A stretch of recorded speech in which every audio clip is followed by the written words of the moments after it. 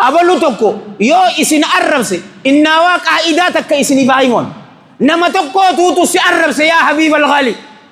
wan inni sinje san ajannu amala fakkotada ni qabda garuwat gurbahun rabbi birati minus khayaf minusin dili malif si hamateka minus khay ati ammo wan san ni qabdan sinje bar ati ammo wan san tattafatte yo jijjirte rabbi birati ati bilasi min dasi khanna barabi guruban si arrabse ammas minus dilida ati ammo wan san in qabd ammas rabbi birati ati ajri qabd bar malumma isa ibse male malumma khaysin ibsinen sinjabar aru maltubi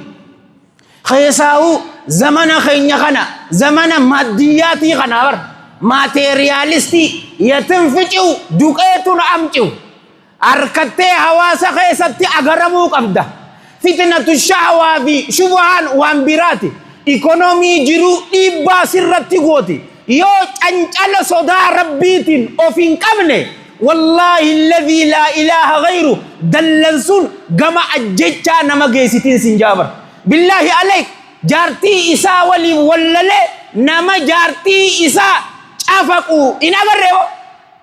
nama tumu dandesu akamitum dirumma akami wotun jarti demo dira yada isa ilmo qabda ilman mal barsisun jirto boleso shamara jarti ofi tumun lakka haqa je ya dabar mujan ilman ofi abaru khaysa usik am faccisa hawasa khaysat arre sablon jaani bar arri khabase intala isatin qahaba je yaman qahaba jechum mal jechu ati intalatetana zina nama bira wajji goteti wal iyadu billah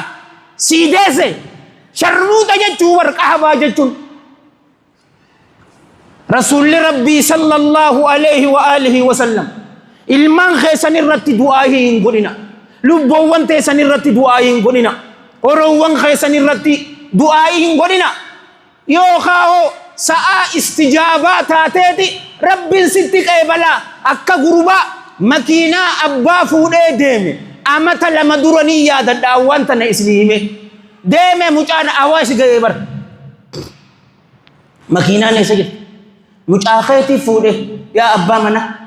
ni de bi sawmatin akka behetti rabbi isa hambi sujan silki dawani mucankhe aksidana sene awash birat duye jira jani amma ni bocah kaman in